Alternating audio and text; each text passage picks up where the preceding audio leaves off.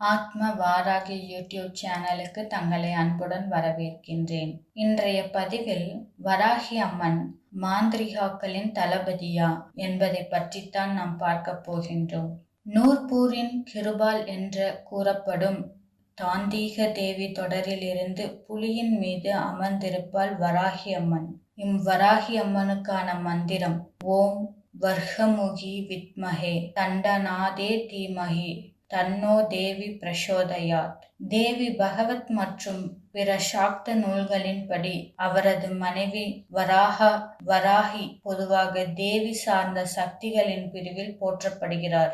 ஆனால் சைவம் சிவபக்தர்கள் மற்றும் வைஷ்ணவம் விஷ்ணுவின் பக்தர்கள் வராகி அம்மனை பொதுவாக வணங்கப்படுகிறார்கள். வராகி அம்மனை வழக்கமாக இரவில் வழிபடுகிறார்கள்.